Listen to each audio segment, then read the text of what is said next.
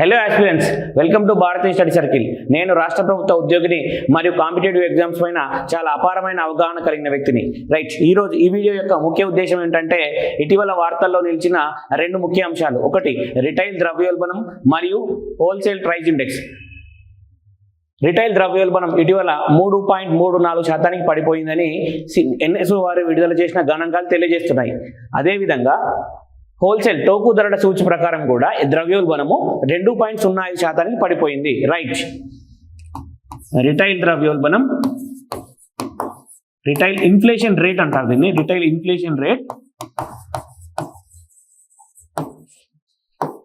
3.34%. అదేవిధంగా wholesale inflation rate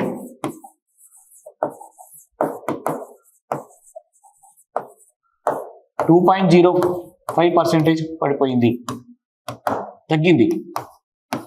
ఈ రెండు కూడా మార్చి 2025 నెలకు చూసినట్లయితే రైట్. ఈ సందర్భంగా అసలు ద్రవ్యోల్బణం అంటే ఏమిటి, ద్రవ్యోల్బణంలోని రకాలేంటివి, ద్రవ్యోల్బణం కారకాలేంటివి, ద్రవ్యోల్బణాన్ని కొలిచే సూచికలు మొదలగునవన్నీ ఈ వీడియోలో మనం చర్చించబోతున్నాం. అదేవిధంగా ద్రవ్యోల్బణం యొక్క ప్రభావం ఆర్థిక వ్యవస్థ పైన, ముఖ్యంగా సామాన్యుని పైన ఏ విధంగా ఉంటుంది, వివిధ రంగాలపై ఏ విధంగా ఉంటుందో మనం ఈ వీడియోలో చర్చించబోతున్నాం. మొదటగా ద్రవ్యోల్బణం అంటే ఏంటో చూద్దాం. రైట్, ద్రవ్యోల్బణం అంటే వస్తువుల మరియు సేవల సాధారణ ధరల స్థాయిలో వచ్చే పెరుగుదలను ద్రవ్యోల్బణం అంటారు. రైట్,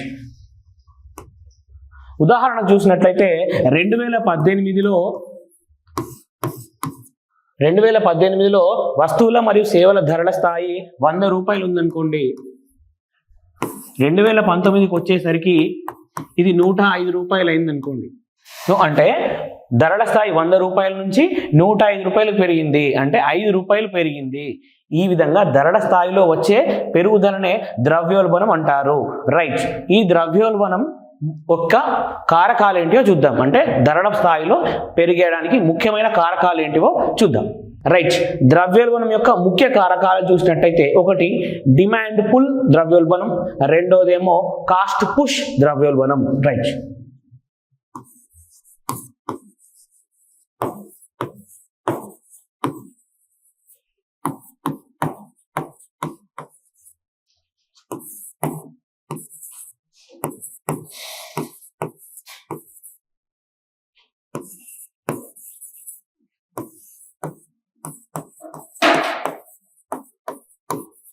కాస్ట్ పుష్ ద్రవ్యోల్బణం.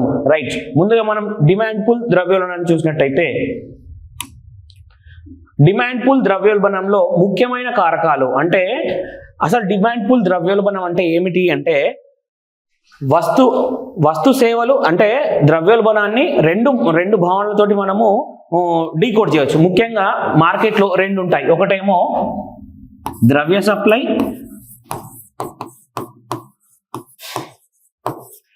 ఇంకొకటి వస్తు సరఫరా ఆర్ వస్తు సప్లై.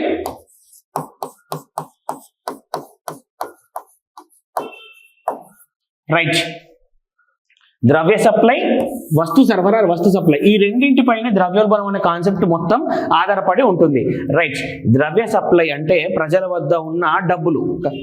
ఎప్పుడైతే మార్కెట్లో ప్రజల వద్ద ఉన్న డబ్బులు ఉంటాయో, అవి ముఖ్యంగా ద్రవ్య సప్లై ఎక్కువ అవుతుందో అప్పుడు వస్తు సరఫరాకి డిమాండ్ పెరుగుతుంది. అంటే ప్రజల వద్ద ఉన్న ద్రవ్య సప్లై పెరిగినప్పుడు అంటే ఎక్కువ డబ్బులు తక్కువ వస్తువులను చేసేయడం. రైట్, ఉదాహరణ చూసినట్టయితే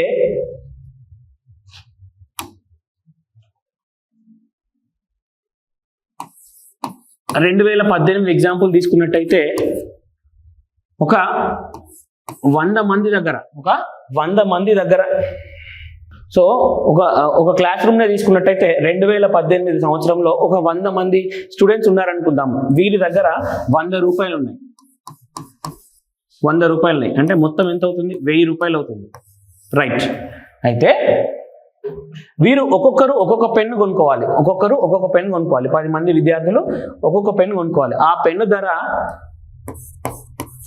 ఆ పెన్ను ధర 20 రూపాయలు అనుకుందాం. ఒక పెన్ను ధర 20 రూపాయలు అనుకుందాం. మొత్తం ఎంతమంది విద్యార్థులు ఉన్నారు? 100 మంది ఉన్నారు. సో 100 × 20 ఎంతమంది, మొత్తం ఎంత అవుతుంది? 2000 రూపాయలు కావాలి పెన్ను.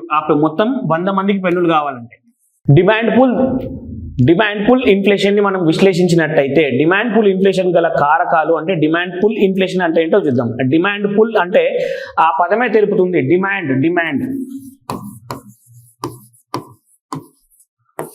అనే పదమే మనకు తెలియజేస్తుంది. ఏంటి అంటే మార్కెట్లో వస్తువులకు డిమాండ్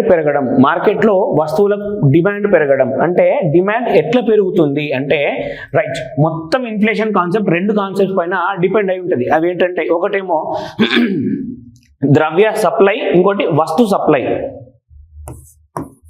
ద్రవ్యం అండ్ వస్తు, ఈ రెండింటి మధ్య మిస్ మ్యాచ్, ఈ రెండింటి మధ్య ఎప్పుడైతే సమతూకంలో వస్తు సరఫరా మరియు ద్రవ్య సరఫరాలో సమతూకం మిస్ అయినప్పుడు, సమతూకం లోపించినప్పుడు ద్రవ్యోల్బణం కానీ ప్రతిద్రవ్యోల్బణం కానీ డిజిన్ఫ్లేషన్ కానీ వంటి భావనలు ఏర్పడతాయి. సో ఈ సందర్భంగా డిమాండ్ పుల్ ఇన్ఫ్లేషన్ కనుక చూసినట్టయితే డిమాండ్ పెరగడం. దేనికి డిమాండ్ పెరగడం అంటే వస్తు సప్లై, వస్తువులకు డిమాండ్ పెరగడం. రైట్, వస్తువులకి డిమాండ్ ఎప్పుడు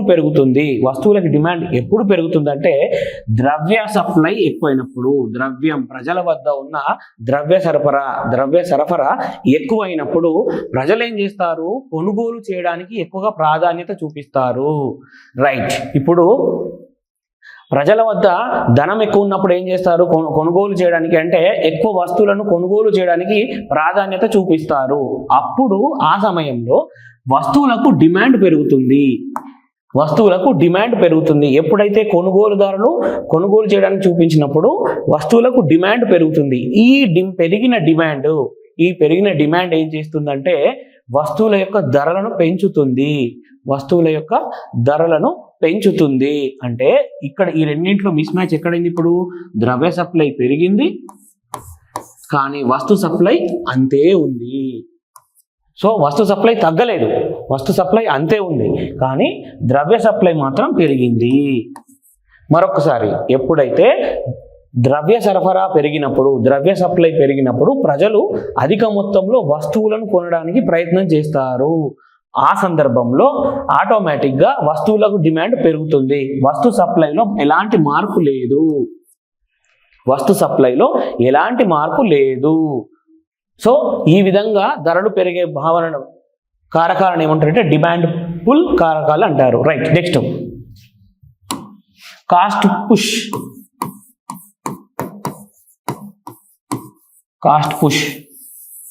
కాస్ట్ పుష్ ఇన్ఫ్లేషన్ అంటే ఏంటంటే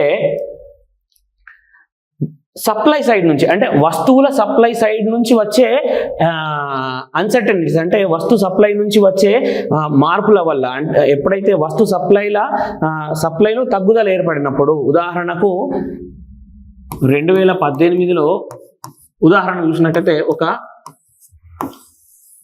100 పెన్స్ ఎవ్రీ ఇయర్ 2018లో 100 పెన్నుల ఉత్పత్తి జరిగింది అనుకోండి. సో 100 మంది విద్యార్థులు ఉన్నప్పుడు 100 పెన్నులు సరిపోయేవి, 100 పెన్స్ సరిపోయి. కానీ 2019లో ఆ పెన్ కంపెనీ వారు ఒక 90 పెన్నులు మాత్రమే ప్రొడ్యూస్ చేయడం జరిగింది, 90 పెన్నులను మాత్రమే ఉత్పత్తి చేయడం జరిగింది. తద్వారా 10 మంది విద్యార్థులకు పెన్నులు తగ్గిపోతాయి. క్లాస్లో ఉన్న మొత్తం మంది ఎంత? 100 మందికి 100 పెన్నులు సరిపోయేవి. కానీ 2019లో ఏం జరిగింది? ఆ కంపెనీ వారు కేవలం 90 పెన్నులను మాత్రమే ఉత్పత్తి చేయడం జరిగింది. అంటే 10 మందికి పెన్నుల కొరత ఏర్పడింది. వీరి దగ్గర ఉన్న డబ్బులలో ఎటువంటి మార్పు లేదు. వీరి వద్ద ఉన్న డబ్బులలో ఆ 100 మంది విద్యార్థుల దగ్గర 100 రూపాయలు అదే విధంగా ఉన్నవి. ఒక్కసారి ఎగ్జాంపుల్ మరొకసారి చూద్దాం. ఒక తరగతి గదిలో 100 మంది విద్యార్థులు ఉన్నారు. వీరి వద్ద 100 రూపాయలు ఉన్నవి. రైట్, వీరికి అవసరం 100 పెన్నులు అవసరం. ఒక్కొక్క పెన్ను ధర రూపాయి పడింది. రైట్, అదే 2019కి వచ్చేసరికి ఆ కంపెనీ 10 పెన్నులను తక్కువగా ఉత్పత్తి చేసింది. అంటే వస్తు సరఫరా, ఆ సరఫరాలో తగ్గింది. ఎంత తగ్గింది? 10 పెన్నులు సరఫరా తగ్గింది. రైట్, ఎంతమంది విద్యార్థులు ఉన్నారు? 100 మంది విద్యార్థులు ఉన్నారు. వీళ్ళ వద్ద 100 రూపాయలు అదే విధంగా ఉన్నాయి. 100 రూపాయలు వారి వద్ద ఉన్న మనీలో ఎటువంటి మార్పు జరగలేదు. కానీ తగ్గింది ఏంటి? వస్తు సరఫరా తగ్గింది. ఎంత తగ్గింది? 10 పెన్నులు తగ్గింది. సో ఇప్పుడు ఒక్కొక్క రూపాయి లెక్కన చూసుకున్నా కూడా అంటే 90 మంది విద్యార్థులకి 10 పెన్నులు తగ్గాయి. ఆటోమేటిక్గా అప్పుడు ఏమవుతుంది? వీళ్ళందరూ తాము కొంటాను పెన్ను అవసరం కాబట్టి. సో ఈ విధంగా అప్పుడు ఏం జరుగుతుంది? ఎప్పుడైతే వస్తు సరఫరా తగ్గినప్పుడు వస్తువుల యొక్క డిమాండ్ పెరుగుతుంది. అంటే ఇక్కడ మళ్ళీ మిస్ మ్యాచ్ వచ్చింది. వస్తు సప్లై, ద్రవ్య సప్లై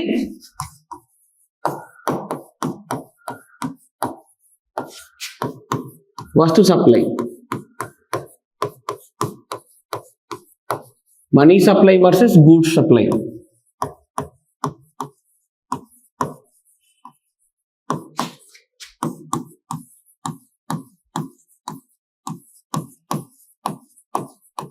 మళ్ళీ మిస్ మ్యాచ్ వచ్చింది ఇక్కడ. సో ఇక్కడ ఏం జరిగింది? ద్రవ్య సప్లై అదే విధంగా ఉంది, ఎటువంటి మార్పు లేదు. పిల్లల వద్ద ఉన్న 100 రూపాయలు అదే విధంగా ఉన్నాయి. కానీ వస్తు సప్లైలో మార్పు వచ్చింది. ప్రతి సంవత్సరం 100 పెన్నులు ఉత్పత్తి అయ్యేది, 90 పెన్నులే ఉత్పత్తి అయ్యాయి.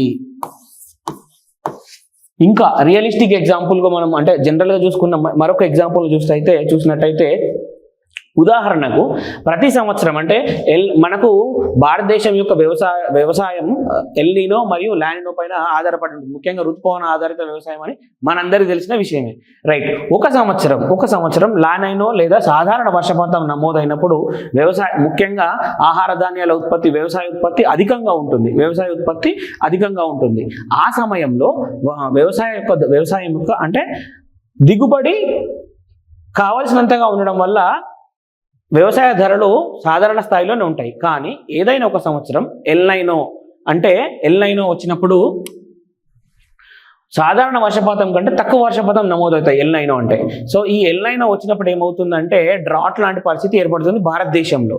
అప్పుడు ఆహార ధాన్యాల దిగుబడి తగ్గుతుంది. సో ప్రజల వద్ద ద్రవ్యం అదే విధంగా ఉంటుంది, ఆ సంవత్సరం ద్రవ్య సప్లై అదే విధంగా ఉంటుంది. కానీ ఆహార ధాన్యాల దిగుబడి తగ్గింది. ఈ ఆహార ధాన్యాల దిగుబడి తగ్గినప్పుడు ప్రజలు అంతే మంది ఉన్నారు, వారి వద్ద ఉన్న ద్రవ్య సప్లై అదే విధంగా ఉంది. కానీ తగ్గింది ఏంటి? ఆహార ధాన్యాల దిగుబడి తగ్గింది. అప్పుడు ప్రజలు ఏం చేస్తారు అంటే కావాల్సినంతగా లేకపోవడం వల్ల ఆ ద్రవ్య సప్లైకి, ఆ ఆహార ధాన్యాలకు డిమాండ్ పెరుగుతుంది. సో డిమాండ్ పెరుగుతుంది. ఎట్లా పెరిగింది అంటే ఉత్పత్తి తగ్గినప్పుడు అంటే ఆర్థిక పరిభాషలో మన పరిభాషలో చూసినట్లయితే వస్తు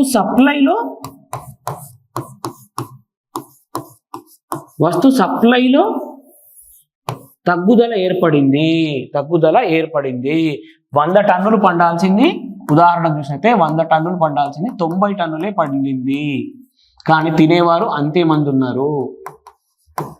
వారి వద్ద ద్రవ్య సప్లై, వారి వద్ద డబ్బులున్న కూడా పోయిన సంవత్సరం ఎంత ఉన్నాయో అంతే వారి వద్ద అంతే డబ్బులు ఉన్నాయి. కానీ తగ్గింది ఏంటి అంటే వస్తువు సరఫరా తగ్గింది, అంటే ప్రొడక్షనే తగ్గింది, రైట్. అంటే మరొకసారి చూసినట్లయితే కాస్ట్ పుష్ అంటే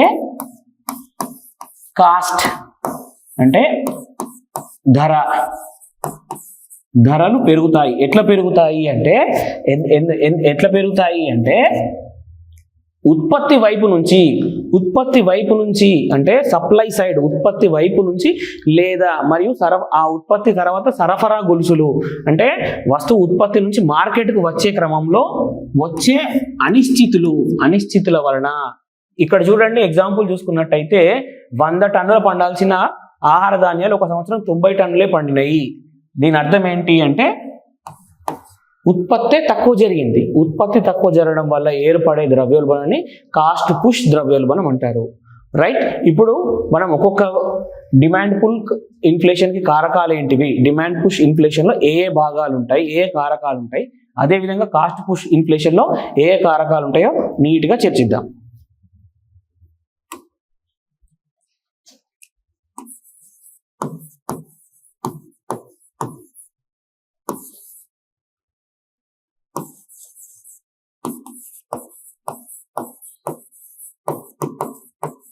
రైట్.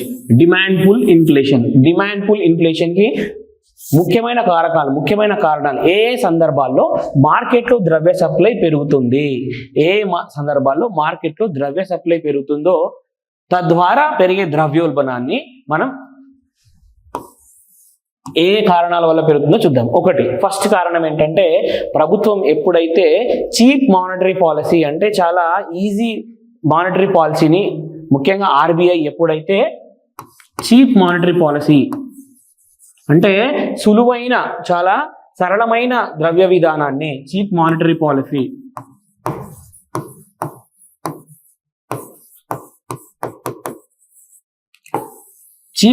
పాలసీని పాటించినప్పుడు ఒకటి. రెండోది, ప్రభుత్వం సరళమైన ద్రవ్య విధానం, ముఖ్యంగా దీన్ని ఆర్బీఐ అమలు చేస్తుంది, MPC.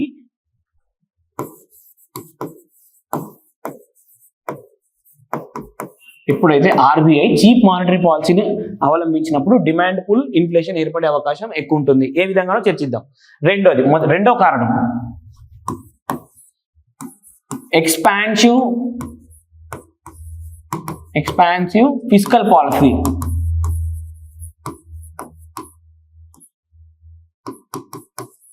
Right. Expansive fiscal policy అంటే విస్తరణాత్మక విత్త విధానం. రైట్. విస్తరణాత్మక విత్త విధానం. నెక్స్ట్ మూడో పాయింట్ ఎప్పుడు ఏంటంటే ప్రజల వద్ద డిస్పోజబుల్ ఇన్కమ్ అంటే వ్యయార్హ ఆదాయం పెరిగినప్పుడు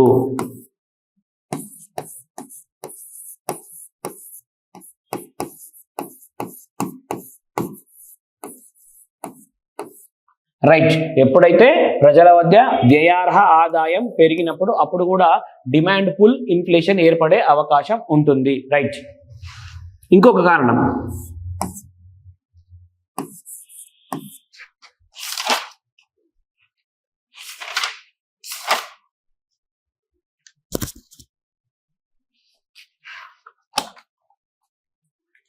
రైట్.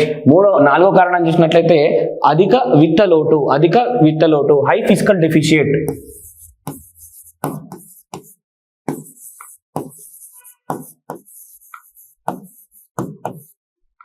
అధిక విత్త లోటు. ఐదో కారణం చూసినట్టయితే బ్లాక్ మనీ, నల్లధనం.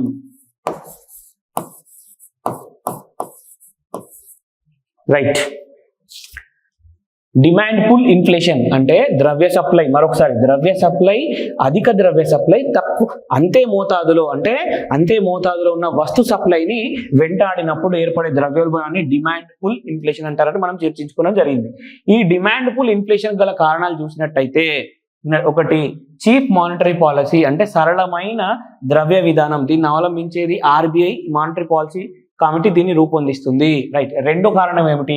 ఎక్స్పాన్సివ్ ఫిస్కల్ పాలసీ అంటే విస్తరణాత్మకమైన విత్త విధానం, దీన్ని ప్రభుత్వం నిర్వహిస్తుంది, ముఖ్యంగా బడ్జెట్ రూపంలో, పన్నుల రూపంలో. దీన్ని విస్తరణాత్మకమైన ఎక్స్పాన్సివ్ ఫిస్కల్ పాలసీ అంటారు. మూడోది, ప్రజల వద్ద వ్యయార్హ ఆదాయం, డిస్పోజబుల్ ఇన్కమ్. ఎప్పుడైతే ప్రజల వద్ద డిస్పోజబుల్ ఇన్కమ్ పెరుగుతుందో దాన్ని మనం ఆ సమయంలో డిమాండ్ పుల్ ఇన్ఫ్లేషన్ పెరుగుతుంది. నాలుగో కారణం ఏంటంటే అధిక విత్త లోటు, హై ఫిస్కల్ డెఫిషియట్. ఐదో కారణం బ్లాక్ మనీ, నల్లధనం. రైట్. ఒక్కొక్క దాన్ని మనం ఇప్పుడు చర్చిద్దాం. ఏ విధంగా డిమాండ్ పుల్ ఇన్ఫ్లేషన్ పెరుగుతుందో చూద్దాం. రైట్. చీప్ మానిటరీ పాలసీ, సరళమైన ద్రవ్య విధానం. రైట్. ఎప్పుడైతే ఆర్బీఐ సరళమైన ద్రవ్య విధానం అంటే వడ్డీ రేట్లను తగ్గించడం. ఆర్బీఐ మనకు తెలిసిన విషయమే, ఇదివరకు కూడా మనం చర్చించుకోవడం జరిగింది ఇదివరకు వీడియోలో. ఆర్బీఐ రివర్స్ రెపో రేట్ని ముఖ్యంగా సిఆర్ఆర్ని కానీ ఎస్ఎల్ఆర్ని కానీ తగ్గించడాన్ని, అంటే వివిధ రకాల వడ్డీ రేట్లను తగ్గించడాన్ని సరళమైన ద్రవ్య విధానం అని అంటారు. రైట్. ఎప్పుడైతే ఆర్బీఐ ఇంట్రెస్ట్ రేట్స్ ని తగ్గించింది అనుకోండి, లైక్ రెపో రేట్ ని తగ్గించింది అనుకోండి, ఆర్బీఐ రెపో రేట్ను తగ్గించినప్పుడు ఏం జరుగుతుందంటే డబ్బులు ముఖ్యంగా ద్రవ్య సప్లై పెరుగుతుంది. ఏ విధంగా పెరుగుతుంది అంటే కమర్షియల్ బ్యాంకులు ఏం చేస్తాయి, రెపో రేట్ అంటే కమర్షియల్ బ్యాంకులు ఏం చేస్తాయి అంటే ఆర్బీఐ వద్ద నుంచి, అంటే అప్పుడు ఏం జరుగుతుంది, ఇంట్రెస్ట్ రేట్లు తగ్గించినప్పుడు ఆర్బీఐ వద్ద నుండి వాణిజ్య బ్యాంకులకు, వాణిజ్య బ్యాంకుల నుండి ప్రజల వద్దకు. ముఖ్యంగా ఏం జరుగుతుంది, చీప్ మానిటరీ పాలసీలో వడ్డీ రేట్లు తగ్గించినప్పుడు ఏం జరుగుతుందంటే ఆర్బీఐ నుండి వాణిజ్య బ్యాంకులకు, వాణిజ్య బ్యాంకుల నుండి ప్రజలకు ఏ విధంగా తగ్గుతుంది అంటే ఇదివరకు క్లాస్లో మానిటరీ పాలసీ కమిటీ క్లాస్లో మనం చర్చించుకోవడం జరిగింది. రైట్. సరళమైన ద్రవ్య విధానం వల్ల ప్రజల వద్ద నగదు పెరుగుతుంది, ప్రజల వద్ద ద్రవ్య సప్లై పెరుగుతుంది.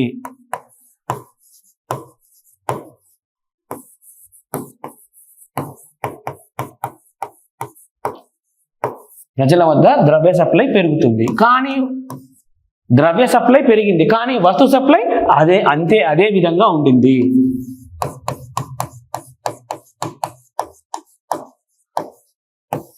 వస్తు సప్లై అదే విధంగా ఉండింది. రైట్. మరొకసారి చూద్దాం. వడ్డీ రేట్లను ఎప్పుడైతే ఆర్బీఐ తగ్గిస్తుందో ఆర్బీఐ వడ్డీ రేట్లను తగ్గించడాన్ని సరళమైన ద్రవ్య విధానం అని అంటారు. రైట్. వడ్డీ రేట్లను తగ్గించినప్పుడు ఏం జరుగుతుంది అంటే ప్రజల వద్ద నగదు లభ్యత పెరుగుతుంది, ఎందుకంటే ఆర్బీఐ నుంచి ముఖ్యంగా కమర్షియల్ బ్యాంకుల వద్ద నగదు లభ్యత పెరుగుతుంది. ఇంకొకటి ఏమవుతుంది, వడ్డీ రేట్లు తగ్గించినప్పుడు పరపతి లభ్యత కూడా ఎక్కువ అవుతుంది. ఎందుకంటే వడ్డీ రేట్లు అంటే నథింగ్ బట్ పరపతి పైన లభించే వడ్డీ రేట్ అని మనం స్థూలంగా అనుకోవచ్చు. రైట్. సో ఎప్పుడైతే రుణాలు ప్రజలకు ఎక్కువ అందుబాటులో ఉంటాయో దట్ మీన్స్ ప్రజల వద్ద నగదు లభ్యత ఎక్కువ ఉంటుంది, తద్వారా ద్రవ్య సప్లై పెరుగుతుంది. కానీ వస్తు సప్లై అదే విధంగా ఉన్నప్పుడు ఎక్కువ ద్రవ్యం తక్కువ వస్తువులు, అంతే విధంగా ఎటువంటి ద్రవ్య సప్లైలో మార్పు లేదు, వస్తు సప్లైలో మార్పు లేదు. ద్రవ్య సప్లై పెరిగింది, వస్తు సప్లై అంతే ఉంది. సో ఈ విధంగా ఉన్నప్పుడు వస్తువులకు డిమాండ్ పెరుగుతుంది. ఇదివరకు మనం చెప్పుకున్నట్టు వస్తువులకు డిమాండ్ పెరుగుతుంది. రైట్. ఈ విధంగా ఏర్పడే ద్రవ్యోల్బణాన్ని ఏమంటారంటే డిమాండ్ పూల్ కారకం అంటారు, డిమాండ్ పూల్ ద్రవ్యోల్బణం అంటారు. రైట్. ఈ విధంగా చీప్ మానిటరీ పాలసీ కారకం అవుతుంది. నెక్స్ట్, విస్తరణాత్మకమైన విత్త విధానం, ఎక్స్పాన్సివ్ ఫిస్కల్ పాలసీ. రైట్. విత్త విధానం అంటే మన సాధారణ భాషలో చూసినట్టయితే ప్రభుత్వం ముఖ్యంగా దీన్ని విధించేది, ఇది మరొకసారి గుర్తుండి, మానిటరీ పాలసీ విధించేదేమో ఆర్బీఐ, విత్త విధానాన్ని నిర్ణయించేది ఎవరు అంటే ప్రభుత్వం. రైట్. ఎప్పుడైతే విత్త విధానం అంటే ఏంటంటే ప్రభుత్వం నిర్ణయించే పన్నులు, వసూలు చేసే పన్నులు మరియు బడ్జెటరీ ప్రాసెస్, బడ్జెట్ ప్రక్రియ, దీన్ని మనం విత్త విధానంగా చూస్తాం. రైట్. విస్తరణాత్మక విత్త విధానం అంటే ప్రభుత్వం ఎప్పుడైతే పన్నులను తగ్గించే విధానం విస్తరణాత్మకమైన విత్త విధానం అంటారు.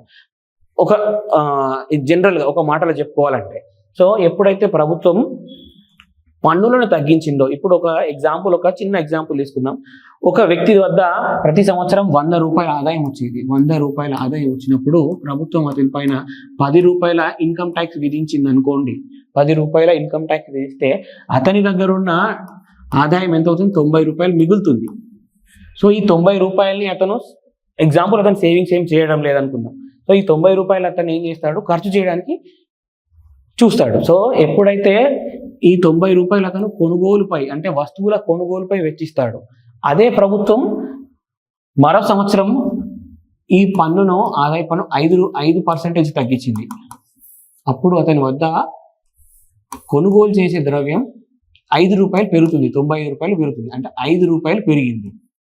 ఈ పెరిగిన 5 రూపాయలతో ఆయన ఏం చేస్తాడు, మళ్ళీ ఏదో కొనుగోలు చేయాలని చూస్తాడు. కానీ ద్రవ్య సప్లై అంటే ఆ వ్యక్తి వద్ద ఇదివరకు 90 రూపాయలు ఉండేది, ఇప్పుడు 95 రూపాయలు పెరిగింది. అంటే ద్రవ్య సప్లై 5 రూపాయలు పెరిగింది, కానీ వస్తు సప్లైలో ఎటువంటి మార్పు జరగలేదు. పోయిన సంవత్సరం ఎంత వస్తు సప్లై ఉందో ఇప్పుడు అంతే వస్తు సప్లై ఉంది. కానీ అతని యొక్క కొనుగోలు శక్తి, ముఖ్యంగా ద్రవ్యం అతని వద్ద లభ్యత పెరిగింది. తద్వారా ఏం జరుగుతుంది, వస్తువులకు డిమాండ్ పెరుగుతుంది. అంతే వస్తువులు ఉన్నాయి, ద్రవ్య సప్లై పెరిగింది, తద్వారా డిమాండ్ పుల్ అంటే వస్తువుల డిమాండ్ పెరుగుతుంది. ఏం లేదు ఫ్రెండ్స్, దీంట్లో ఏంటంటే డిమాండ్ పెంచడం అంటే ద్రవ్య సప్లై ఏ విధంగా పెరుగుతుందో డీకోడ్ చేయడమే డిమాండ్ పుల్ ఇన్ఫ్లేషన్. ఈ విధంగా ప్రభుత్వం పన్నులు తగ్గించడం ద్వారా లేదా ఎక్కువ కన్జంప్షన్ చేయడం ద్వారా కానీ లేదా బడ్జెట్లో ఎక్కువ అలొకేషన్స్ కొన్ని సంక్షేమ కార్యక్రమాలకు చేయడం ద్వారా ప్రజల వద్ద నగదు లభ్యత పెరుగుతుంది. ఇప్పుడు ట్రాన్స్ఫర్ ఆఫ్ పేమెంట్స్ అంటారు, బదిలీ చెల్లింపుల ద్వారా కానీ వెల్ఫేర్ మెకానిజం ద్వారా కానీ మొదలగు వాటి ద్వారా ప్రజలకు ఇచ్చే రుణాల ద్వారా కానీ ఎప్పుడైతే ప్రజల వద్ద నగదు లభ్యత పెరుగుతుందో, నగదు లభ్యత పెరిగి ద్రవ్య సప్లై పెరుగుతుందో ద్రవ్య సప్లై పెరుగుతుందో తద్వారా వస్తు సప్లైలో ఎటువంటి మార్పు లేనప్పుడు, మరొకసారి చెప్తున్నా, వస్తు సప్లై తగ్గడం కాదు, ఇక్కడ వస్తు సప్లైలో మార్పు లేనప్పుడు ఓకే దాన్ని మనం విస్తరణాత్మక విత్త విధానంగా చూడవచ్చు. రైట్, నెక్స్ట్ విస్తరణాత్మక విత్త విధానం ద్వారా పెరిగే ద్రవ్యోల్బణంగా చూడవచ్చు. నెక్స్ట్ ప్రజల వద్ద వ్యయార్హ ఆదాయం. వ్యయార్హ ఆదాయం అంటే మనం జాతీయ ఆదాయంలో క్లీన్గా చర్చిస్తాము. ఒక్క మాటలో చెప్పాలంటే వ్యయార్హ ఆదాయం అంటే డిస్పోజబుల్ ఇన్కమ్ అంటాం. మనం జాతీయ ఆదాయ భావనప్పుడు చూద్దాం. వ్యయార్హ ఆదాయం అంటే ప్రజల వద్ద ఖర్చు చేయడానికి అందుబాటులో ఉన్న ద్రవ్యం. ప్రజల వద్ద ఖర్చు చేయడానికి అందుబాటులో ఉన్న ద్రవ్యం అంటే వారు ప్రత్యక్ష పన్నులు మరియు పంచబడి కార్పొరేట్ లాభాలు మొదలగు అన్నీ పోగా ప్రజల వద్ద వ్యయం చేయడానికి అందుబాటులో ఉన్న ద్రవ్యం. రైట్, ఎప్పుడైతే ప్రజల వద్ద ఖర్చు చేయడానికి ఇదివరకు మనం చర్చించాం, ఇక్కడ కూడా చర్చించాం, ప్రజల వద్ద ద్రవ్య సప్లై పెరిగినప్పుడు ఏం చేస్తారు, ఎక్కువగా కొనుగోలు చేయడానికి సూచిస్తారు.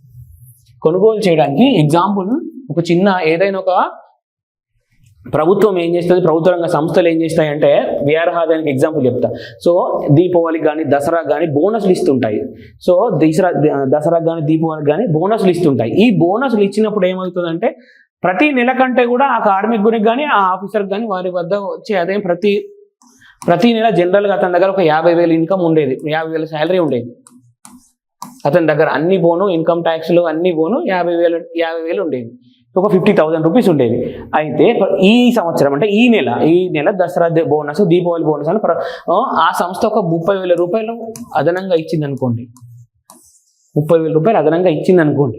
సో అప్పుడు అతని వద్ద ఒక 30,000 రూపాయలు అధికంగా వ్యయం చేయడానికి అందుబాటులో ఉంటుంది అతని దగ్గర. సో తద్వారా ఏం చేస్తాడు, ఆయన బట్టలు కొనడానికో అంటే డ్రెస్సింగ్స్కో లేకపోతే ఇంకేమైనా కన్జ్యూమర్ అంటే ఇంట్లో ఉపయోగపడే ఫ్రిడ్జ్, కూలరో లేకపోతే ఏసీఓ లాంటి కొనడానికి ప్రయత్నం చేస్తాడు.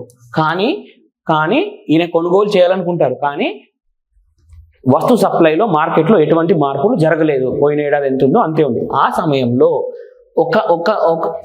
ఆ సంస్థలో పనిచేసేవారు ఎంతో మంది ఉంటారు. ఎంతో మంది ఫ్రిడ్జ్ కొనడానికో లేకపోతే ఏసీ కొనడానికో ప్రయత్నం చేస్తారు.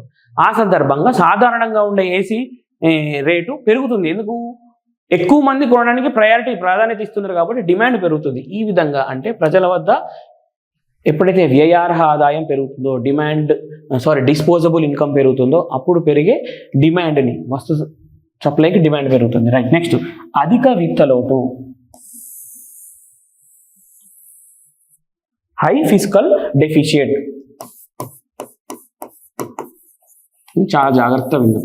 High fiscal deficit. ముందుగా ఫిస్కల్ డెఫిషియట్ అంటే ఏంటిది? ఫిస్కల్ డెఫిషియట్ అంటే ఎప్పుడైతే ప్రభుత్వం బడ్జెటరీ కార్యక్రమాలకు, ముఖ్యంగా బడ్జెటరీ కార్యక్రమాలకు అంటే హై ఫిస్కల్ డెఫిషియట్ ద్వారా ఏం జరుగుతుందంటే ప్రభుత్వం తాను ఖర్చు చేయాలంటే తన ప్రభుత్వ రాబడి కంటే వ్యయం అధికంగా చేయడం, అప్పుడు విత్తలోటు ఏర్పడుతుంది. ప్రభుత్వం రాబడి కంటే వ్యయం అధికంగా చేసినప్పుడు, రైట్, ఓకే, ప్రభుత్వం రాబడి కంటే వ్యయం అధికంగా ఏ విధంగా చేయగలుగుతుంది అంటే అప్పుల ద్వారా చేయగలుగుతుంది.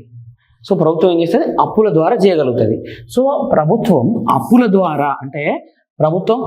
ద్వారా ఉదాహరణకు ఒక ప్రభుత్వ ఆదాయం, ఒక రాష్ట్ర ప్రభుత్వ ఆదాయం 1,00,000 కోట్లు ఉందనుకుందాం. 1,00,000 కోట్ల తెలంగాణ రాష్ట్ర ఆదాయం లేదా ఆంధ్రప్రదేశ్ రాష్ట్రం యొక్క ఆదాయం 1,00,000 కోట్లు ఉందనుకో. కానీ బడ్జెటరీ ప్రక్రియ ద్వారా ప్రభుత్వం 1,25,000 కోట్లు కేటాయించింది. సో 1,25,000 కోట్లు కేటాయించింది. ప్రభుత్వ ఆదాయం 1,00,000 కోట్లరే ఉంది. ఈ 25,000 కోట్లు ప్రభుత్వం ఎక్కడ చేసుకోవాలి అంటే రుణాల ద్వారా సమీకరించుకోవాలి. రైట్, రుణాల ద్వారా సమీకరించుకుంది. ఈ 25,000 కోట్ల రూపాయలని ఏం చేస్తుంది మ్యాక్సిమం ప్రభుత్వం అంటే వ్యయం చేస్తుంది. బడ్జెట్ అంటేనే వ్యయం చేస్తుంది. సో ప్రభుత్వం వ్యయం చేసినప్పుడు అంటే లైక్ ఏవైనా గృహ రంగాలకు కానీ లేదా SHGలకు కానీ లేదా మౌలిక వస్తువులపైన ఖర్చు చేయడం కానీ, ఏదైనా ప్రాజెక్టులకు కానీ లేదా క్రాప్ లోన్స్ పెంచడం కానీ లేదా PM కిసాన్ కానీ లేదా రాష్ట్ర ప్రభుత్వాలు ఇచ్చే రైతు భరోసా వంటి వాటి ద్వారా కూడా ఇప్పుడు తెలంగాణ ప్రభుత్వం ఇస్తున్న బోనస్ 500 రూపాయలు మొదలగు అది కార్యక్రమం ఏదైనా ప్రభుత్వం ఎక్కడికి వెళ్తుంది అంటే పబ్లిక్ దగ్గరికి వెళ్తుంది, ప్రజల వద్దకే వెళ్తుంది. ప్రభుత్వం ఏదైనా ప్రజలకు అంటే ప్రత్యక్షంగానో పరోక్షంగానో ఎక్కడికి వెళ్తుంది, ప్రజల వద్దకే వెళ్తుంది. అంటే గత ఏడాదితో పోలిస్తే ఈ ఏడాది ప్రభుత్వ వ్యయం పెరిగింది. జనరల్గా లాస్ట్ ఇయర్ 1,00,000 కోట్లు ప్రభుత్వ వ్యయం పెరిగింది. సో కానీ ప్రభుత్వ ఆదాయం ఏమో 1,00,000 కోట్లే, కానీ ఎక్స్పెండిచర్ ఏమో 1.25. ఈ 25కి ఎక్కడి నుంచి తీసుకొచ్చింది 25,000 అంటే అప్పుల ద్వారా తీసుకురావడం జరిగింది ఒకటి. సో ప్రజల వద్దకే వెళ్తుంది ఒకటి, తద్వారా ప్రజల వద్ద ప్రభుత్వ వ్యయం ప్రజలపైన చేస్తుంది కాబట్టి ఒకటి ప్రజల వద్ద నగదు లభ్యత పెరుగుతుంది. రెండోది ప్రభుత్వం ఎప్పుడైతే అప్పులు తీసుకొస్తుందో ప్రభుత్వమే ఎక్కువ అప్పులు తీసుకొచ్చినప్పుడు ఏమవుతుంది అంటే ప్రైవేట్ వారిపైన కూడా ప్రభావం ఏర్పడుతుంది ఒకటి. ఇంకొకటి ఏంటి అంటే రైట్ అంటే ద్రవ్య సప్లై పెరుగుతుంది. సో ప్రభుత్వం అప్పులు తీసుకున్న ప్రజల వద్ద వారి సంక్షేమ కార్యక్రమాలకు ఇచ్చినప్పుడు సో హై ఫిజికల్ డెఫిషియట్ విత్తలోటు, ఎక్కువ విత్తలోటు దేని దారి తీస్తుంది అంటే మోర్ మనీ సప్లై పెరుగుతుంది, మనీ సప్లై. సో తద్వారా డిమాండ్ పెరుగుతుంది. సో ఇది డిమాండ్ పుల్ ఇన్ఫ్లేషన్కి కారణాలు మనం చూసినట్టయితే మరొకసారి మొత్తంగా చూద్దాం. సో డిమాండ్ పుల్ ఇన్ఫ్లేషన్ అంటే ఏంటి అంటే డిమాండ్ పుల్ ఇన్ఫ్లేషన్ అంటే వస్తు సరఫరాలో ఎటువంటి మార్పు లేకుండా ప్రజల వద్ద ఉన్న ద్రవ్య సప్లైలో పెరుగుదల ఏర్పడినప్పుడు వస్తువులను అంటే వస్తు సప్లైలో మార్పు లేదు కానీ పెరిగిన ద్రవ్యం వస్తు సప్లైని హంట్ చేయడం అంటే వేటాడినప్పుడు లేదా వెంబడించినప్పుడు ఏర్పడే ద్రవ్యోల్బణం. మరొకసారి చూద్దాం. ద్రవ్య సప్లైలో పెరుగుదల ఏర్పడింది, వస్తు సప్లైలో ఎటువంటి పెరుగుదల కానీ తగ్గుదల చోటు చేసుకోలేదు. తద్వారా ఏం జరుగుతుంది, డిమాండ్ పెరుగుతుంది వస్తువులకి. దీనికి గల కారణాలను ముఖ్యంగా అంటే ఏ సందర్భాల్లో పెరుగుతుందో డిమాండ్ పుల్ ఇన్ఫ్లేషన్. ఒకటేమో చీప్ మానిటరీ పాలసీ, రెండోదేమో ఎక్స్పాన్సివ్ ఫిజికల్ పాలసీ, మూడోదేమో disposable income of public increase అవ్వడం, fourth one high fiscal deficit, ఇంకొకటి అయితేమో నల్లధనం. రైట్, నల్లధనం ఏ విధంగా కారణమవుతుంది? నల్లధనం అంటే బ్లాక్ మనీ అంటే ఏంటంటే బ్లాక్ మనీ డెఫినేషన్ మనకు చెప్తుంది. ఏంటి అంటే బ్లాక్ మనీ అంటే ప్రజలు అంటే బ్లాక్ మనీ అంటే అదే బ్లాక్ కలర్ లో ఉండే మనీ కాదు. బ్లాక్ మనీ అంటే ప్రభుత్వానికి పన్నులు ఎగ్గొట్టి ట్యాక్స్ ఎవేషన్, పన్నులు ఎగ్గొట్టి పన్నుల ఎగవేత ద్వారా సంపాదించిన ఆదాయం. అంటే ప్రభుత్వానికి తెలియకుండా ఇన్కమ్ని అంటే ఒక 100 రూపాయలు సంపాదించి అందులో పన్ను కట్టకుండా దాచుకునే మనీని బ్లాక్ మనీ అంటారు. సో ఈ బ్లాక్ మనీని ఏం చేస్తారు అంటే ముఖ్యంగా ధనవంతుల వద్ద ఎక్కువ ఉంటుంది. బ్లాక్ మనీని ఏం చేస్తారు అంటే వీళ్ళు వాళ్ళ దగ్గరే కరెన్సీ రూపంలో ఉంచుకుంటారు, కానీ మ్యాక్సిమం ఏం చేస్తారంటే రియల్ ఎస్టేట్ రంగంలో కానీ బంగారం రూపంలో కానీ ఎక్కువగా నిల్వ చేస్తారు. రియల్ ఎస్టేట్ కానీ గోల్డ్ కానీ లగ్జరీ గూడ్స్.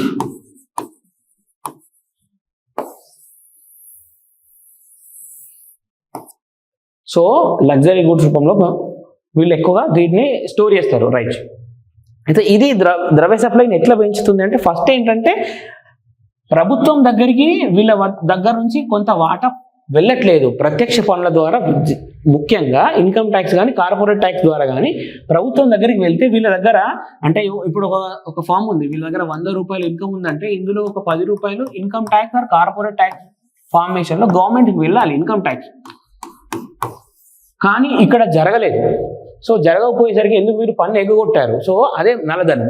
సో 100 రూపాయలు వారి వద్ద అందుబాటులో ఉంటుంది కాబట్టి వారు ఏం చేస్తారు అంటే ఎక్కువ వస్తువులను కొనడానికి అంటే ఆటోమేటిక్గా వారి దగ్గర లభ్యత ఉంటుంది కాబట్టి వాళ్ళు ఏం చేస్తారు రియల్ ఎస్టేట్లో కానీ గోల్డ్ కానీ లగ్జరీలో కానీ. సో వీటి యొక్క ఈ రంగాల్లో ముఖ్యంగా రియల్ ఎస్టేట్లో పెడితే ల్యాండ్ రేట్లు పెరుగుతూ ఉంటాయి, లేదా గోల్డ్ రూపంలో పెడితే బంగారం ధరలు పెరుగుతూ ఉంటాయి. లగ్జరీ గూడ్స్ అంటే ఇంపోర్టెడ్ కార్స్ కానీ లేకపోతే ఇంకా ఇంపోర్టెడ్ లగ్జరీస్ గూడ్స్ పైన కానీ పెట్టినప్పుడు అక్కడ కూడా ద్రవ్యోల్బణం పెరుగుతుంది, వాటి యొక్క ధరలు పెరుగుతాయి. సో అంటే బ్లాక్ మనీ ద్వారా వీటికి డిమాండ్ పెరుగుతుంది, వీటి యొక్క సప్లైలో ఎటువంటి మార్పు జరగలేదు. ఈ విధంగా డిమాండ్ పుల్ ఇన్ఫ్లేషన్ కారకాలను మనం చూస్తాం.